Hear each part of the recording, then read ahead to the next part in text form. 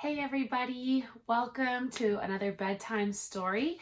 Before we get started, I want to shout out some of the friends in our class who've been working really hard. So shout out to Gabriella, Nayana, Sana, Ashanti, Rakia, and Isla. Thank you for watching these videos and for continuing to work really hard every day even when we are not at school. I know my class has talked a lot about having integrity and working hard even when somebody is not watching. So I love to see how many students are having integrity and working hard even when their teacher is not right there with them. So great work, you guys. Keep it up.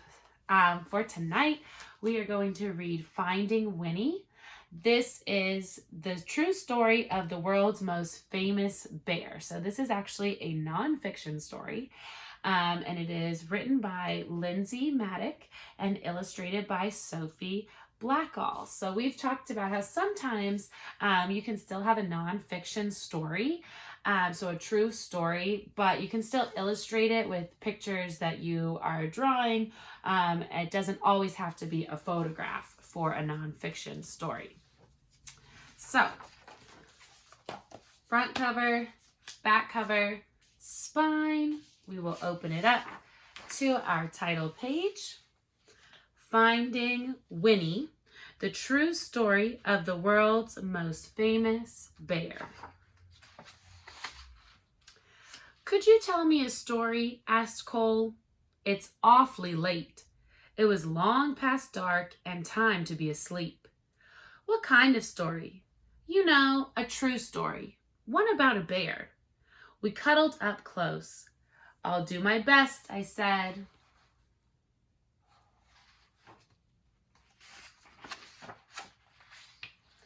A very long time ago, about 100 years before you were born, there was a veterinarian who lived in Winnipeg.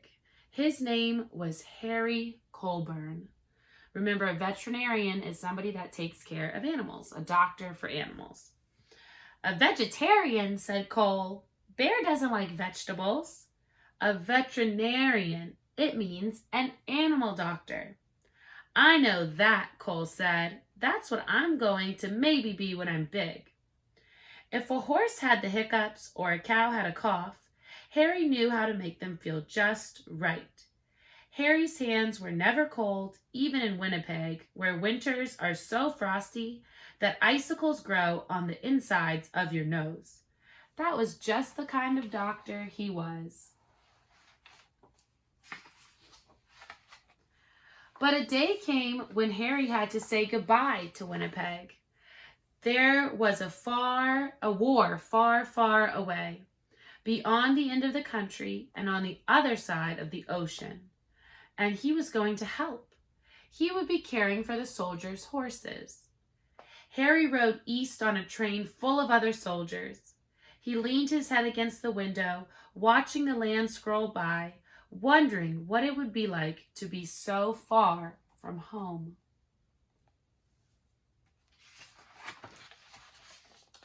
The train rolled right through dinner and over the sunset and around 10 o'clock and into a nap and out the next day until it stopped at a place called White River. Harry decided to stretch his legs. On the train platform was a man on a bench with a baby. A baby, said Cole, annoyed.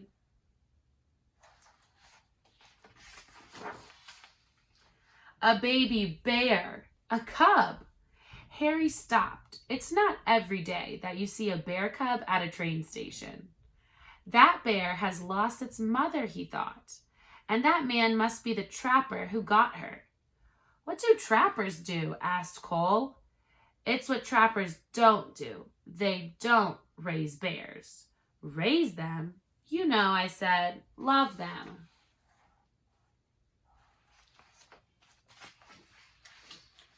Harry thought for a long time. Then he said to himself, there is something special about that bear. He felt inside his pocket and said, I shouldn't. He paced back and forth and said, I can't. Then his heart made up his mind, and he walked up to the trapper and said, "I'll give you $20 for that bear." "Is $20 a lot?" asked Cole. "Back then," I said, "even more than a lot." So $20 a long time ago was a lot of money. "Captain Colburn," said the colonel on the train, as the little bear sniffed at his knees, "we are on a journey of thousands of miles, heading into the thick of battle, and you propose to bring this most dangerous creature?" Bear stood straight up on her hind legs as if to salute the colonel. The colonel stopped speaking at once, and then, in quite a different voice, he said, "Oh, hello." The men of Harry's regime squeezed by to have a look. "I've decided to name her Winnipeg," Harry told them, "so we'll never be far from home. Winnie for short."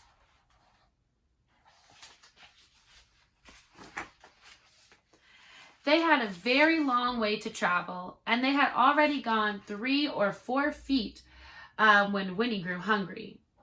"What do bears eat?" the men wondered. "What don't they eat?" said Harry.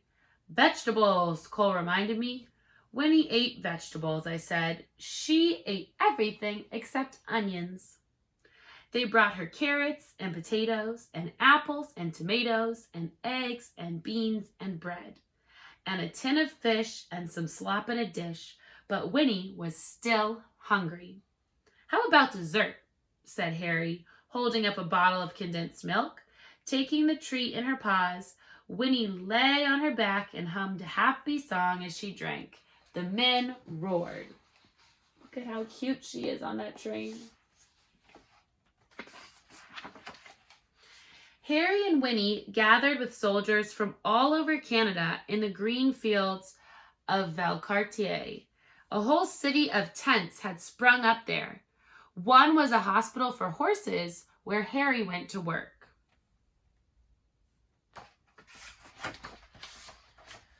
Winnie was in the army now. Harry taught her to stand up straight and hold her head high and turn this way and that, just so. Soon she was assigned her own post. Even the colonel agreed that Winnie was a remarkable bear. She might have been the best navigator in the whole army. If you hid something, could she find it? Yes, she could. What if it was farther away and farther still? "Remarkable," he cried. Bears have a really good sense of smell. So Winnie was the best navigator she could find just about anything. In the evenings, both of them were too tired to move. When Harry thought about Winnie and the voyage across the ocean, his head said, "I shouldn't." His head said, "I can't." But his heart made up his mind. So sometimes your head might tell you one thing to do, but your heart might be telling you another thing. Nobody had ever tried to float so many people and animals across the Atlantic Ocean before. 30 ships sailed together, carrying about 36,000 men, and about 7,500 horses, and about one bear named Winnie. So Winnie got on this ship with them, and they were going to a war. When they finally arrived in England, the regiment went to training on the Salisbury Plain, where it rained and rained and rained. But Winnie didn't seem to mind. She was the mascot of the 2nd Canadian Infantry Brigade, and she attended her post with vigor. One day, Harry came running while she was doing her exercises in the tent. "You'll bring the whole place down," he said with a laugh. She had grown. Look at how much Winnie has grown. It was winter when the order came. The time had come to fight. Winnie posed proudly with the men for pictures to send home to their families. Harry thought for a long time. His head argued one way and then the other, but his heart made up his mind. He went to Winnie and said in a serious way, "There's somewhere we need to go." Winnie brushed the mud off her nose and nuzzled in close. So she was even in their picture that they all took. She had really become part of their family. But now the training was over and it was really time to go to battle. Harry drove all the way to the big city. So remember, now they're all the way across the ocean. So the big city is the London Zoo in that continent of Europe that we looked at yesterday, pretty close to Ireland. Here we are, said Harry, the London Zoo. Harry took a deep breath. Winnie, this is going to be your home for a while, he said. She tilted her head. We're shipping out to France, he explained. I have to take care of the horses at the front. She rested her big head against him. I know you want to come, but it's not safe. Winnie's head bowed. Harry's hands were warm as sunshine, as usual. There is something you must always remember, Harry said. It's the most important thing, really. Even if we're apart, I'll always love you. You'll always be my bear.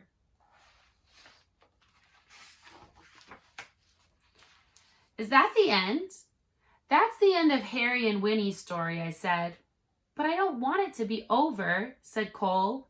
Sometimes, I said, you have to let one story end so the next one can begin. How do you know when that will happen? You don't, I said, which is why you should always carry on. Just like we're carrying on now, persevering and learning in a different way than we did before. Once upon a time, there was a little boy with a stuffed bear. He'd had his bear ever since he was a baby.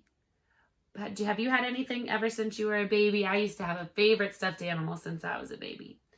But somehow, the boy had never found the right name for him.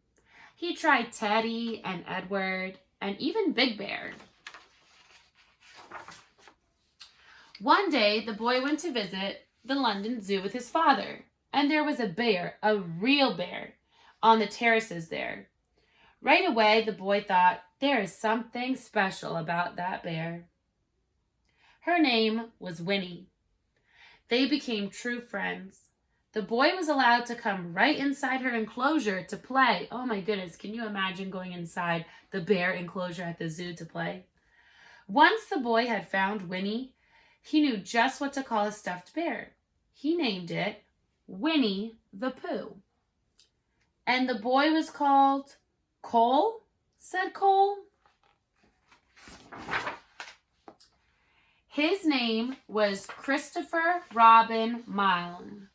Christopher Robin would visit Winnie at the zoo, and then he would take his stuffed animal on all sorts of adventures in the wood behind his home. His father, Alan Alexander Milne, wrote books all about them. Harry's Winnie became Winnie the Pooh, and there has never been a more beloved bear. But what about Harry? Cole asked. When Harry visited Winnie at the zoo, he saw how happy she was. She was being raised. She was being truly loved. And that was all he had ever wanted, from the moment they met at the train station in White River. So after the war, Harry returned to Winnipeg and his life as an animal doctor. Before long, he was married and had a son named Fred, and Fred had a daughter named Laureen, and Laureen had a daughter named Lindsay, which is me. And then I had a son. When I saw you, I thought, there is something special about this boy, so I named you after your great-great-grandfather, Captain Harry Colburn. I named you Cole. So this is what we call a family tree. So here was Harry, and then he had his son named Fred, and then Fred grew up and had a daughter named Lauren, and then Lauren grew up and had Lindsay, and then Lindsay had Cole, who was the little boy that was asking for a bedtime story way, way back in the beginning of this book. So there's little Cole. That's me, said Cole in a whisper. That's you. And that's Winnie? Yes, I said, that's Winnie.